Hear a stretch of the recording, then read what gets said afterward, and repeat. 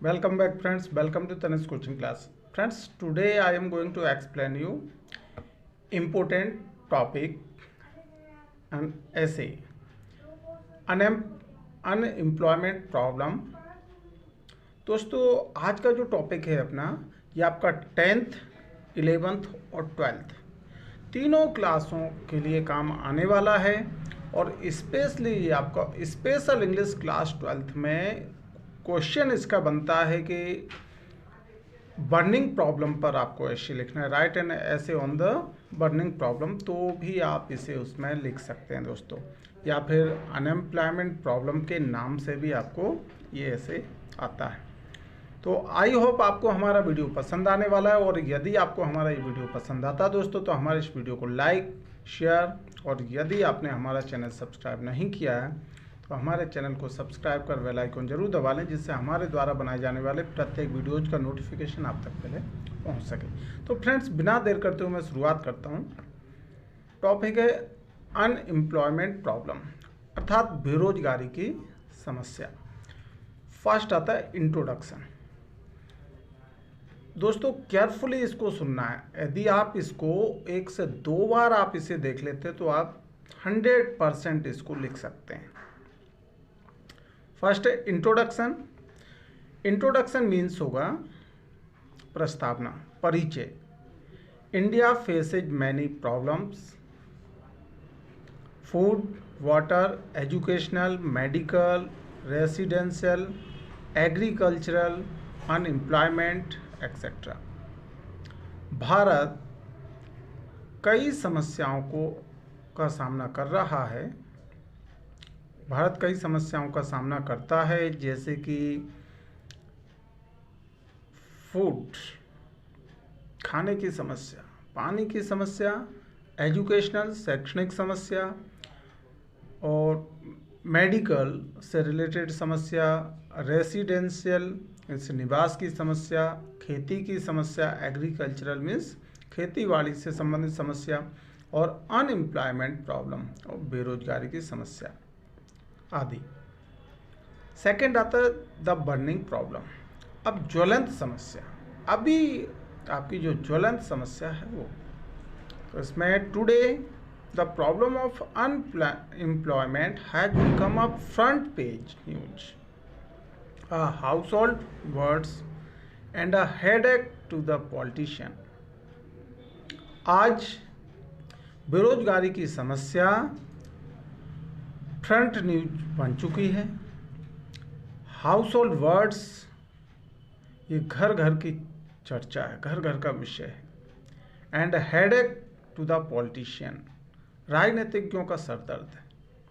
Jobless are many, कई लोग बेकार हैं। जॉबलेस आर मैनी, बेरोजगार अनेक हैं। द जॉब्स आर लिमिटेड, और नौकरियां कम हैं। The reservation policy is defective, और जो रिजर्वेशन पॉलिसी है वो क्या है, डिफेक्टिव है। यानी कि हमारे कोटा वाला जो सिस्टम है, नौकरियां देने का सिस्टम है, जातिवाद के आधार पर इसमें हम देते हैं, कोटे बने हुए SC, ST, OBC, जर्नल का। तो ये जो हमारी पॉलिसी है वो क्या है, डिफेक्टिव है। ये जो नीति है वो गलत है। The reservation policy is defective. The educational system needs overhauling, और हमारा जो शैक्षणिक पद्धति है उसको ओवरहॉलिंग की आवश्यकता है ना, उसमें परिवर्तन की आवश्यकता है। थर्ड पॉइंट आता है कॉन्सिक्वेंसेस, यानी क्रमबद्धता की बात करें तो the consequences of unemployment are serious, it lowers income. ये जो समस्या है बहुत ही, बेरोजगारी की जो समस्या है बहुत जटिल समस्या है, सीरियस है ये टॉपिक। इट लोअर्स इनकम, इससे इनकम कम होती है। इट इंक्रीजेज पॉवर्टी, और ये गरीबी बढ़ती है, इससे गरीबी बढ़ती है। It brings frustration in our youth, ये हमारी युवा पीढ़ी में फ्रस्ट्रेशन उत्पन्न करता है। There are cases of suicide and self burning, कई आत्महत्या और खुद को जलाने वाले केस हैं। The lootings and cheatings are very common. लूटपाट और धोखाधड़ी आम बात है। इट जनरेट्स क्राइम्स, यह आतंकवाद उत्पन्न करता है। इससे क्राइम बढ़ता है, क्राइम पैदा होता है। It is a challenge to government and to the ministers, यह सरकार के लिए और मंत्रियों के लिए चेतावनी है। It upsets all economic plans, और ये सभी जो आर्थिक योजनाओं को अपसेट कर देता है। फोर्थ पॉइंट है इसका कॉजेज। कॉजेज मीन्स इसके कारण, बेरोजगारी के कारण की बात की जाए तो we have limited means and limited jobs, हमारे पास सीमित साधन हैं और सीमित नौकरियां हैं। मशीन्स गिव जॉब्स ओनली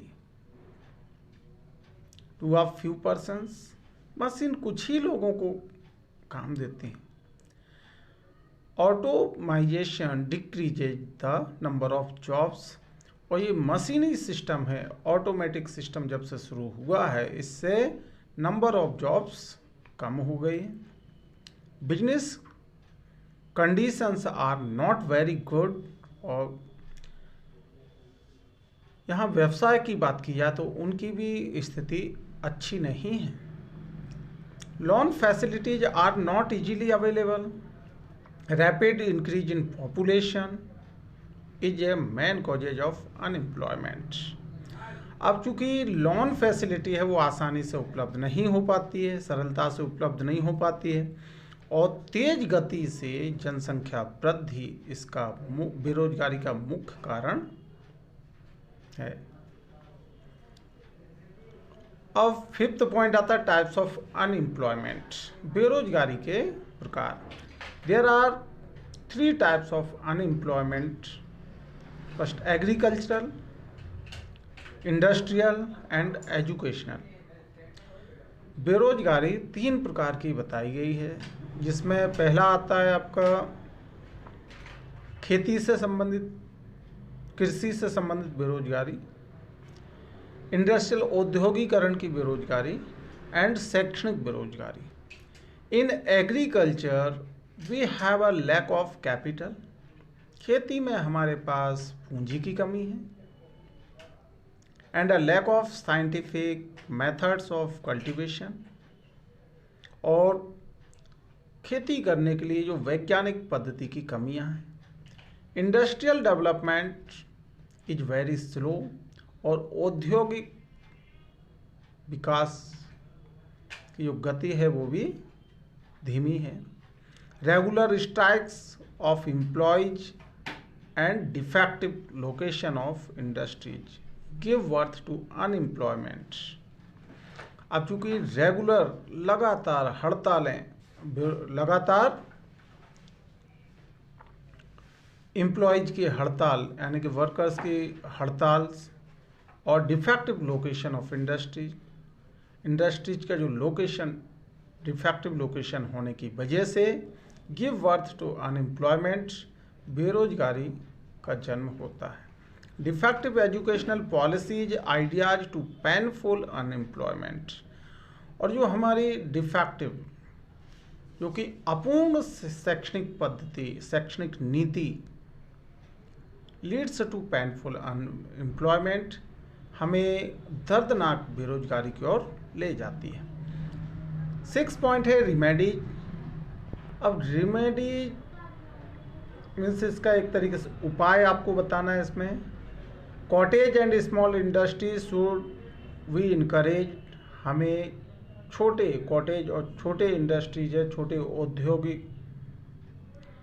औद्योगिकरण को बढ़ावा देना चाहिए। Rural education and private enterprises should be taken into consideration, और रूरल जो कि आपके शहरी शिक्षा और प्राइवेट इंटरप्राइजेज को should be taken into consideration करना चाहिए इसमें। Rapid growth of population should be strictly checked, जो तेज गति से बढ़ती हुई जनसंख्या को भी सख्ती के साथ चेक किया जाना चाहिए। Natural resources should be developed, प्राकृतिक साधनों का भी विकास किया जाना चाहिए। And educational reform should be worked out, और एजुकेशनल शैक्षणिक सुधार भी किए जाने चाहिए। अब लास्ट पॉइंट आता है conclusion. Unemployment gives birth to disease and death, क्योंकि बेरोजगारी बीमारियों को और मृत्यु को जन्म देती है।